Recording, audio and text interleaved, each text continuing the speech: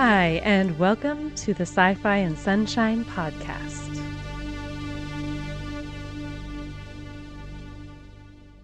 Okay, welcome everyone. This is Bria from the Sci-Fi and Sunshine podcast. I am coming to you from the Sunshine City in the Sunshine State. I'm a running mom and a speculative fiction author here with my very first proper guest.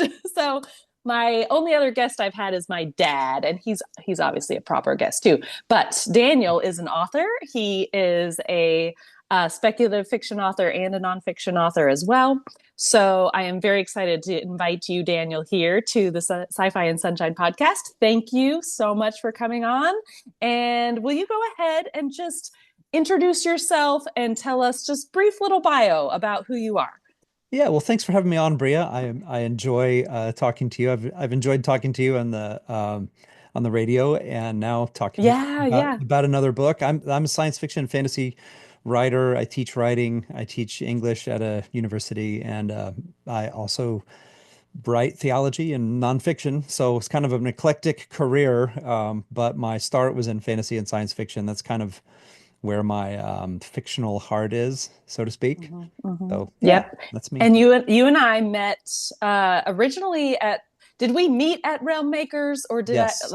Yeah, Yeah, I yeah. think you Okay. contacted me before that. I think you interviewed me for Operation Grendel, and then we met at Realm Makers afterwards. Okay. Yeah. Yes. Now I'm remembering because your publisher Enclave is at Realm Makers. I want to say I bought your book possibly at a Realm Makers Mhm. one year, but I don't think I met you at that time. Read your book, loved it, contacted you, and said, could I interview for when I was doing the Sci-Fi Hour on the radio? And yeah, we had such a fantastic talk that I went, okay, I would love to interview him again. And your next book, Maxine Justice, came out, and it was another fantastic book that I absolutely love. And so we talked about that book. And now I had the privilege of reading The God of Story, your nonfiction book. So the other two were sci-fi novels. Right. And so this one is a nonfiction. And did you say bright theology? Is that what I heard? No, I write theology. So Okay. yeah, I thought you said bright theology. And I was yeah, like, tell me about that, but never mind. yeah. Okay. Actually, the weirder term for it is semiotic theology, which is the study of signs and connections and meaning. And that's kind of the overlap with Ooh. story. That was what I studied when I went back to school for my doctorate, was semiotic theology. And Okay. yeah, that's Ooh, kind I of love. what this book came out of, was years of studying story and then realizing that there is this kind of overlap between storytelling and theology that gets overlooked in the West, and has for yeah, generations, I think. I love that. And because I've been reading your book, I know exactly what you're talking about. I know just some of the points that you hit in here are it speaks very much to a cultural difference and maybe even a shift in some points, but I love how you bring it down to kind of layman's terms because you have high concepts in here. You like it's obvious that you know what you're talking about and that you've done a lot of research, but you also make it very accessible to readers like myself who sometimes these concepts can go whew, but you bring it home in many cases in the way you lay out your structure of this novel. It's like riveting reading, and I've mentioned to you I'm still making my way through the book because it's so rich. It's not a novel like your other novels. I'm just like page turning till I'm done within a day.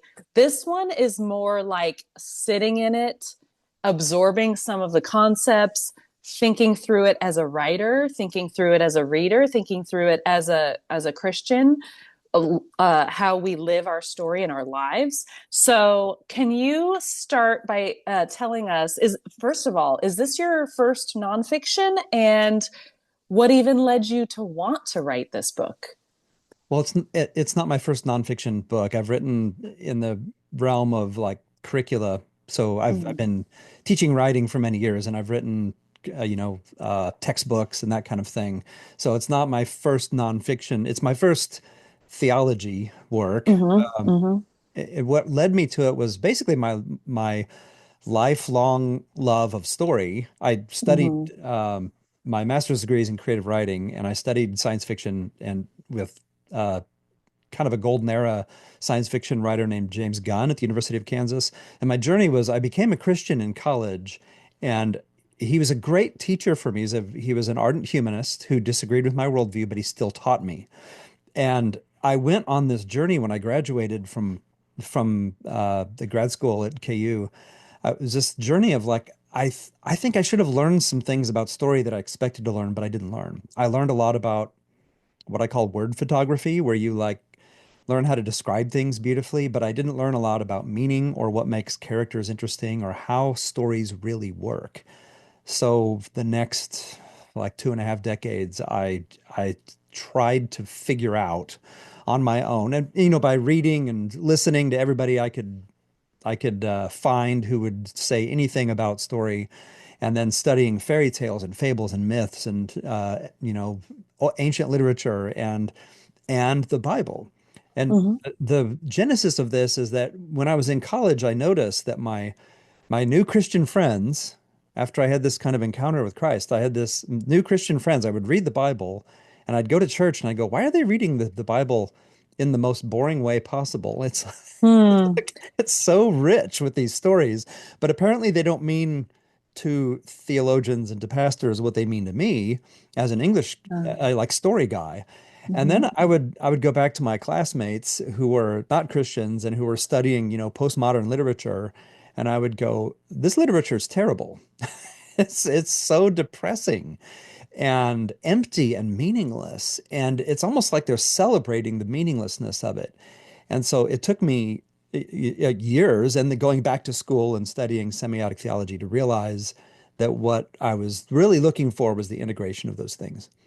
Was like, okay, so I'm not saying theologians have been wrong about in the way we interpret the Bible. I'm saying Hmm. we've just been blind since the Reformation, probably, to the story patterns and the story markers because we've read the Bible like it's this collection of propositional truths that you Hmm. can pluck a verse out of context and you can use that verse as a kind of fortune cookie aphorism for life. I've got this Yeah. for God so loved the world that to many people is the gospel when it's part of the gospel. And I believe it's true. John 3:16 is true, but it's not the whole story. And the gospel is actually bigger and cooler and deeper and richer and more Hmm. fascinating. And I know I'm turning into a TED talk, but to wrap it up, um, I started just recognizing what I think is true is that life is a story. And it was meant to be understood in story terms, but instead we've been persuaded to somehow look at it in materialistic, like propositional terms, where Yeah. everything's an equation, not an unfolding pattern of meaning. So we look at life like it's all about survival, when really it's not about survival. It's about meaning. And I think Hmm. that's beautiful. And I think it's I do so too. Yeah. it's so much more, it makes everything matter when you start to see it in story terms. And then it actually makes the Bible come alive more because you see the interconnectedness of Hmm. different stories that before seemed like they were just little um they're like little in the way most people read it is it's well, this is a little affirmation of God's faithfulness. Well, what if it's sure, but what if it's actually part of a bigger picture where it's showing us other things as well? Hmm. So that's the God of Story was me trying to make all that accessible Yeah. to people without sounding like a professor. I tried. Yeah. Tried anyway. It's you bring beautiful picture with what you've just described because the uh I'm going to stick with kind of talking about being believers who Mhm. maybe sit in church and maybe there's people who are interested in learning like I'm maybe another college student like yourself shows up at a church and is like like and so many people can be turned off by churches for methodology, how a church approaches something, and then you have the relational piece of oh, I have a neighbor that I'm inviting to church and I'm having a relationship with them. And what a difference the relationship Mm, piece seem as a general rule tends to have with people who even gain any interest in what the Bible has to say and what God might have to say yeah. about somebody's life, or even someone desiring to know that could be something going on for them. I think you are drawing on something that authors, not exclusively, but there's almost this, when I meet other authors, there's almost this like inherent belief that everything does have meaning, Hmm. which is why I'm writing a story and I'm trying to infuse the meaning into every single word I Right. put on the page. Because, like, as a writer, when someone, we talk about this a lot in writers' groups at conferences, I don't want to delete this paragraph because it means something to Yeah. me, Yeah. but it doesn't serve the story. Right. So that's just like a microcosm of a bigger picture of the reality that you and I both believe is God telling his story from the minute he created everything, Yeah. Yeah. including this earth. And I do find even authors who don't believe or have very different beliefs than me, there still tends to be this kind of, oh yeah, it's easy to talk to authors Right. about Right. how storytelling kind of is that just way of finding meaning. And to your point about some of the postmodernists, it's interesting to say how the celebration of meaninglessness is almost like another way to tell a story with that. It's like it's still covered in meaning, Yeah. because you're still saying it means something to me that there's meaninglessness. Yes. Yes. Yep. So it's almost like this Yep. paradoxical thing going on with that. So I appreciate that you brought that up as well. So what would you say when you got into writing this book? What would you say? Did you have sections that? And I don't. I as a fiction writer, it's probably very different to write the nonfiction because you have a book proposal you have to do and all this other stuff. Right. Yeah. But I was just thinking about particularly the chapter that I'm spending, or the chapters that I'm spending the most time on, are the Job chapters. Oh, yeah. So I was curious because that was one thing I wanted to bring up while I'm talking to you, is the Job chapters are just like constant mind explosions for me. Uh-huh. Yeah. And I was curious if while you were writing, were there certain sections, because in the beginning you get a lot into the structure of story, and that almost sounds, I hate to say it, boring, because it's not boring. Yeah. It's not boring to talk about the structure, the way that Right. you lay it out. But you get into the different pieces of what makes a story in the very beginning of the book. So did you have portions of the book that you just were flying off the page going, this is how I know I want to write this, or sections that you slogged through, or sections that you knew, man, this is going to be a powerful piece. Just thoughts about your writing process through all that.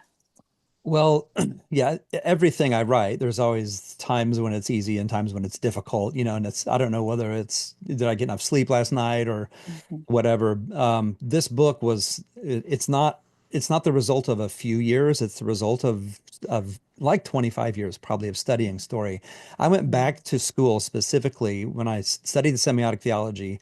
I specifically went back when I submitted my application to study with Len Sweet. I said, I want to write this book.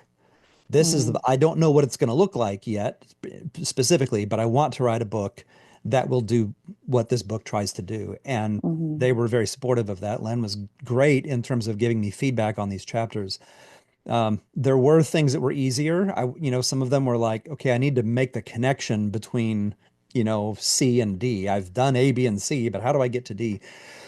There were a couple places. You mentioned the Job one. Job, I Mm-hmm. spent so much time studying, but it was actually one of the first things, something like 20 years ago, that in reading Job, I realized it was okay to step back from the kind of traditional ways of looking at Job and read it as a story in spite of what many theologians have done, and I'm saying it took me like 20 years and going back to school to recognize it's not that theologians don't know anything, it's that they generally aren't trained in dramatic arts. They're generally not Mm. trained to see metaphor and simile. They're generally trained in more of the linguistic nuance or historical Mhm. context, but they're not trained to see story markers.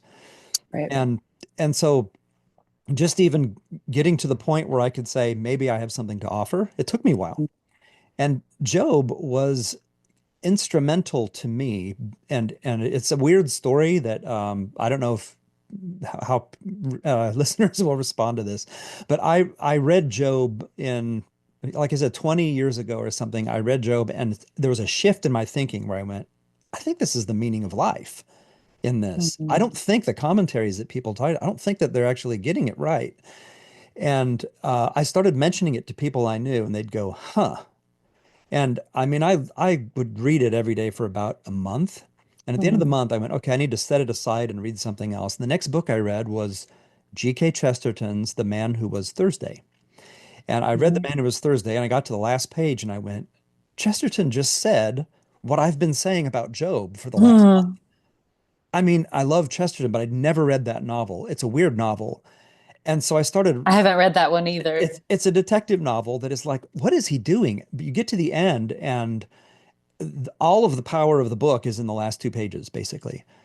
Um, so I went, how can this can't be a coincidence? And I started reading about when he wrote The Man Who Was Thursday, and I read an article that explored that. So if I remember correctly, I don't still have the article. He read the book of Job.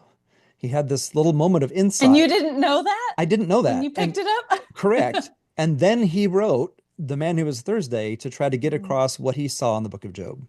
Okay, so that was it was helpful to me to say, well, if Chesterton thought this was true, at least I'm not alone. You know, at least there Yeah, might be yeah. something to this. So I went back and I read the works of Stephen Vicio, collected everything ever written by Job, basically. And I just went Mm. through it and went, okay, what has everybody said? And I realized I'm not seeing something new. I'm seeing something old that people more recently, as a result of like higher critical theory, have said, well, let's read, it must be saying this.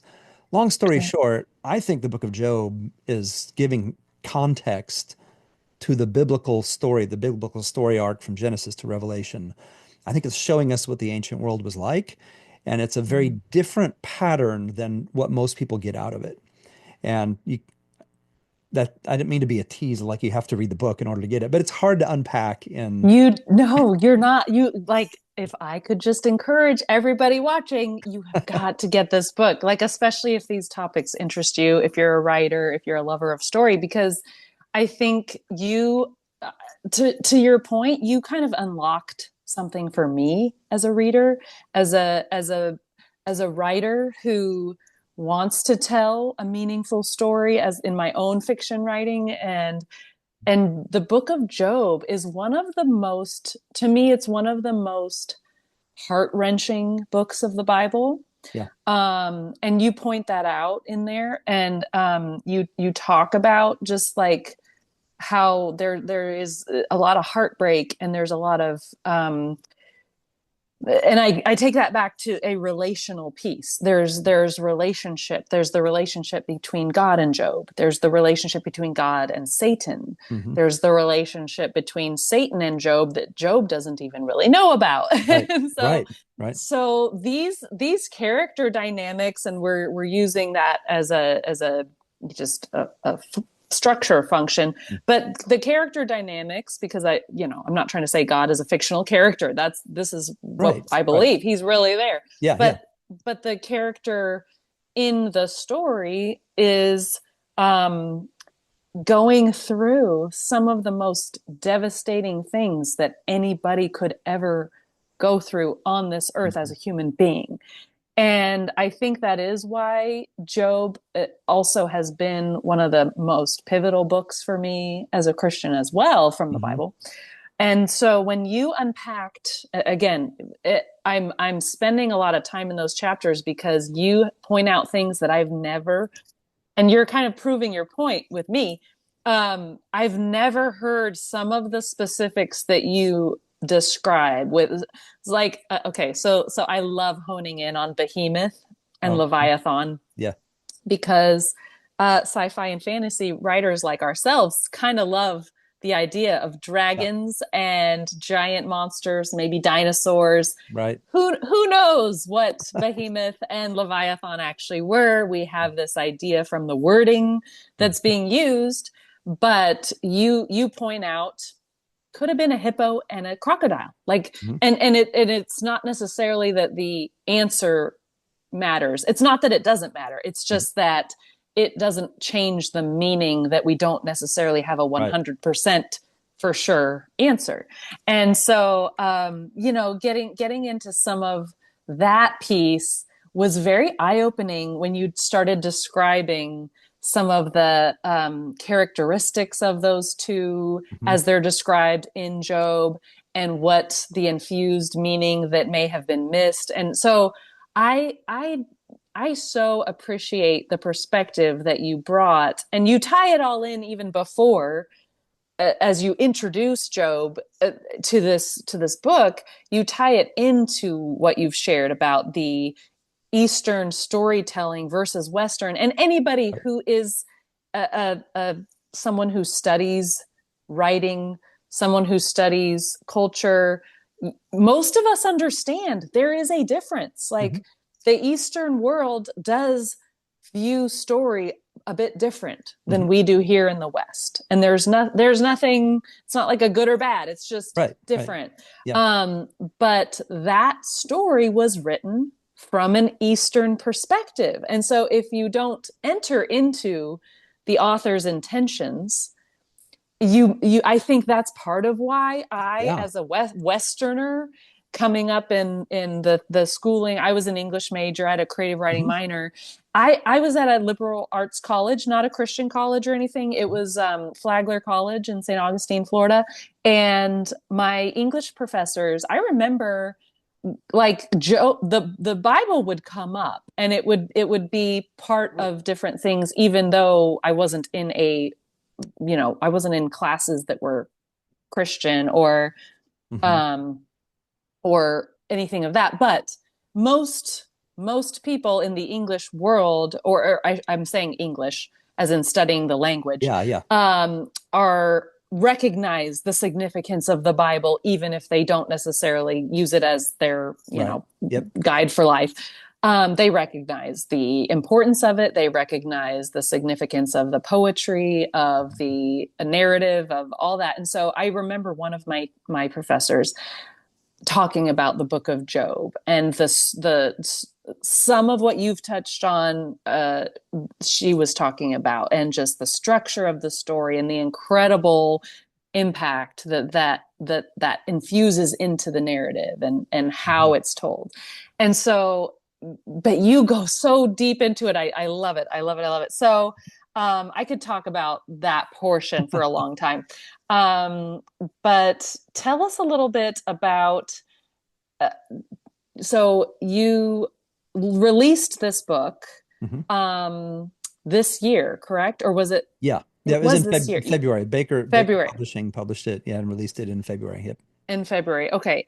And so as you've gone on this publishing journey, and I know you've been on other podcasts and you've been talking about this book, I'm curious what kind of feedback are you getting? Because I am just like, I could just gush and gush and gush. What are some of the things that people have kind of told you that have stuck out for you as the author that have impacted the people reading this book? I'm going to say for me, it's the Job section for sure. I have heard that Job, the chapter on Daniel, I think has Mm-hmm. been one that has impacted people.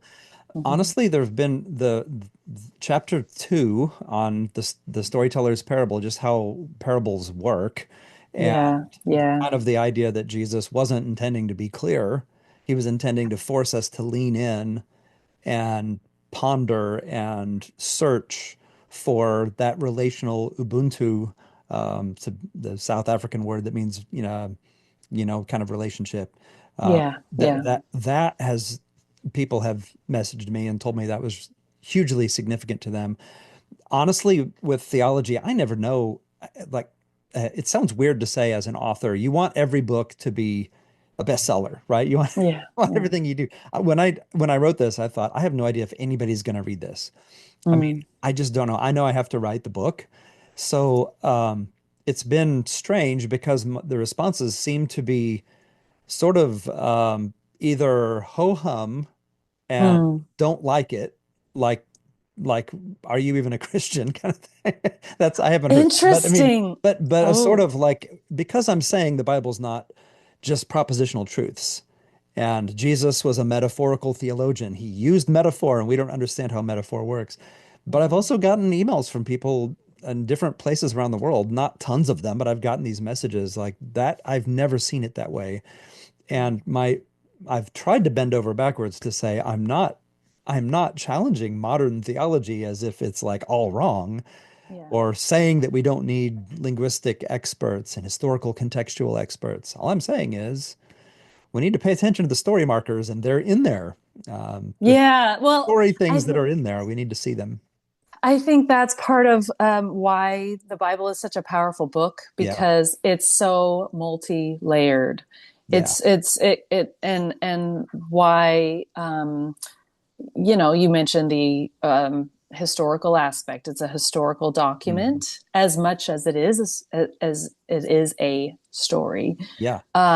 So I think what I'm going to say about how you're approaching it is that you're including a piece that has always been there that we have neglected. Yeah. That's how I'm going to Hmm. say it. It's because I think the temptation for some would be, let's not add to Yeah, scripture, yeah. and that's not even No, no. close to what you're trying to do.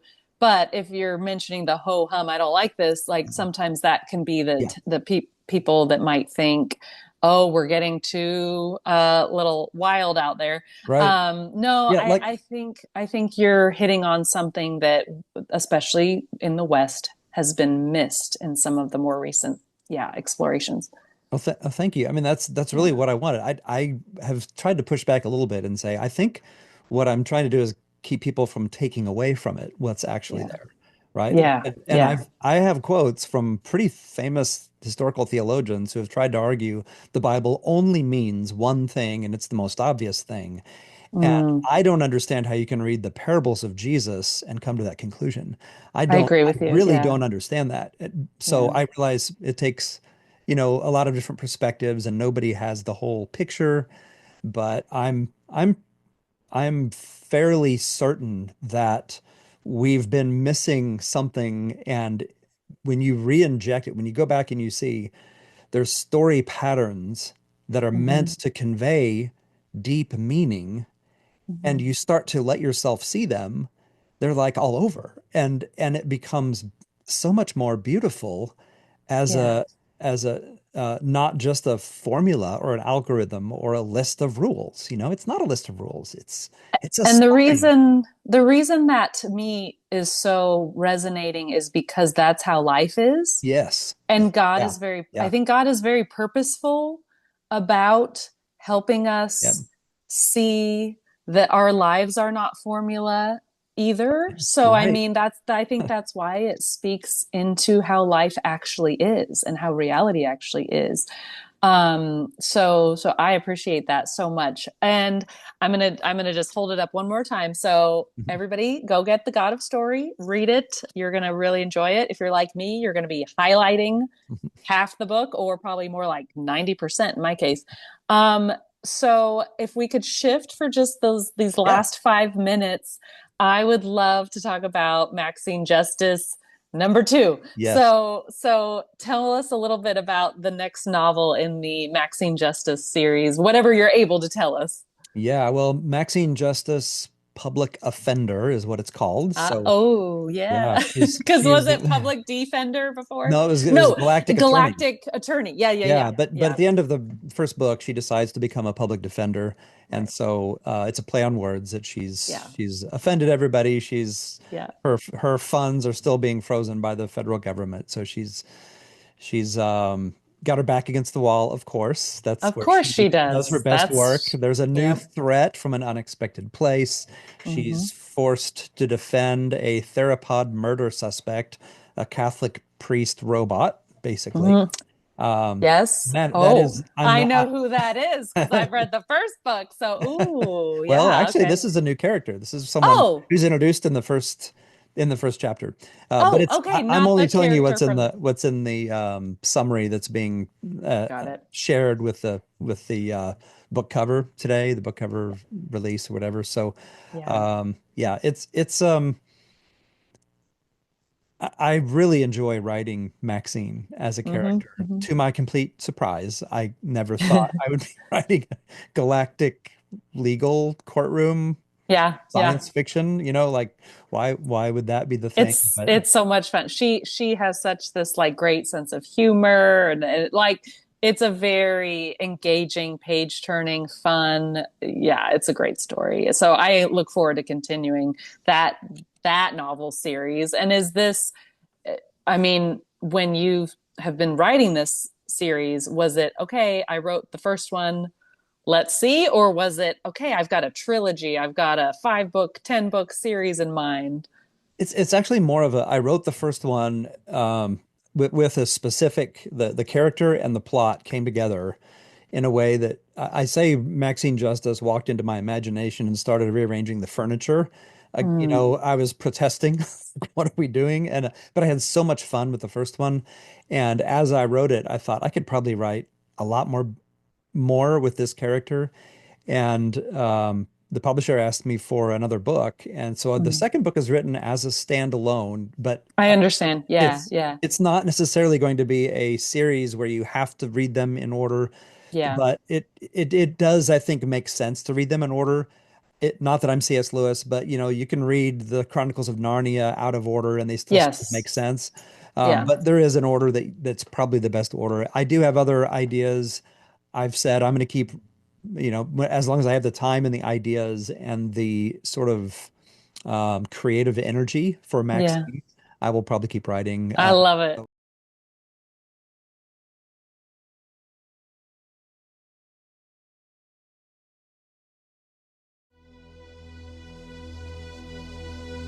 That's all for now. As you venture through this sci-fi world we all find ourselves living in, may you be the sunshine to the people around you today. Adios.